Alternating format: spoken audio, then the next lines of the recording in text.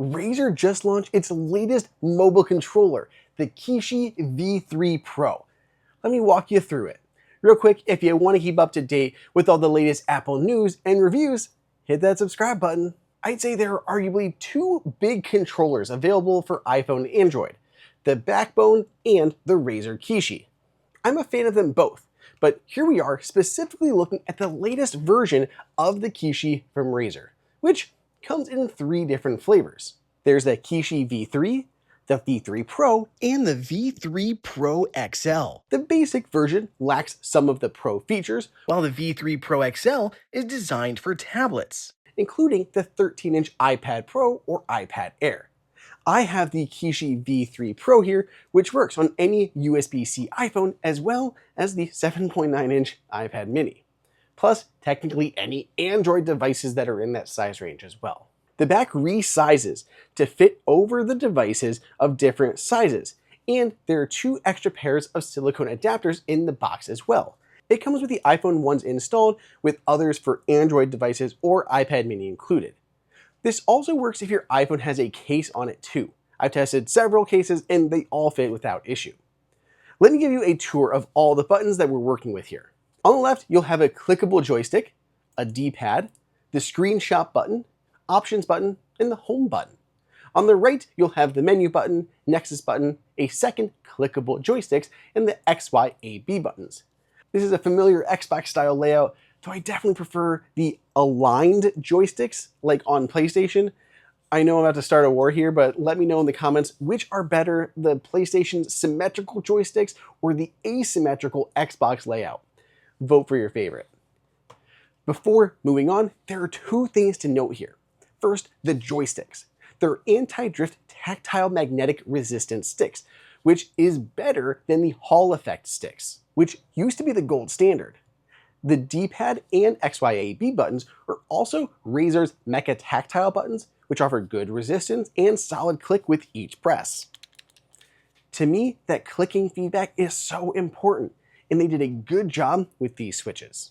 On the front of the controller, you find your typical L1, R1 buttons and L2, R2 triggers. They also have special L4 and R4 buttons. If you are someone who uses the controller with a claw grip, these can be useful as they can be programmed to any buttons you want, alongside the rear M1 and M2 buttons that can also be programmed. All of that programming is done in the Nexus app, and more on that in just a few. For ports, there are a few to be aware of. There's a USB-C connector for your phone or tablet. There's also a USB-C input that supports pass-through charging.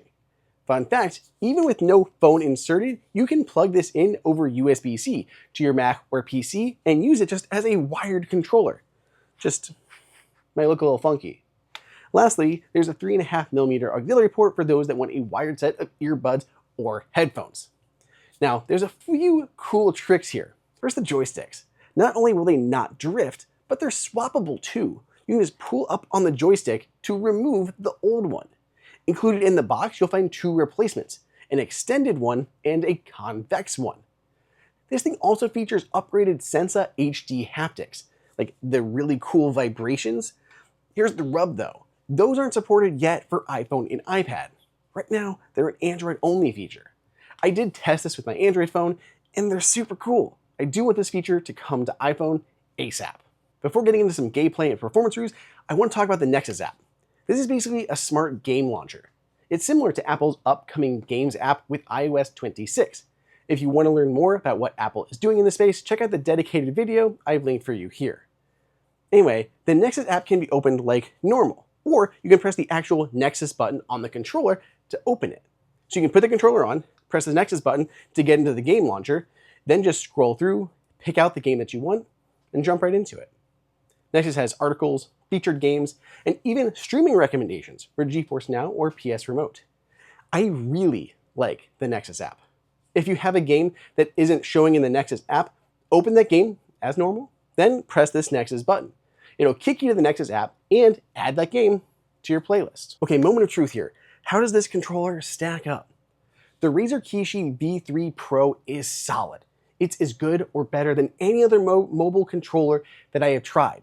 Personally, I still prefer using the PlayStation DualSense controller, but it's not quite as mobile. And then you need like a stand for your phone. I do love this is just a super all-in-one solution. I love that it has pass-through charging and wired audio, swappable thumbsticks, and great physical feedback on devices that support it. Using it on my iPad mini is also amazing with such a great size screen. They crushed basically everything here on this controller other than the lack of haptics on iPhone. Everything feels ultra responsive and the joysticks are great.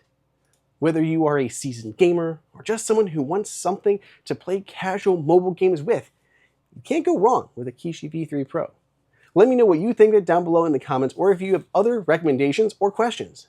If you want to pick one up, there's a link in the description. Otherwise, subscribe, and I'll see you guys all in the next video.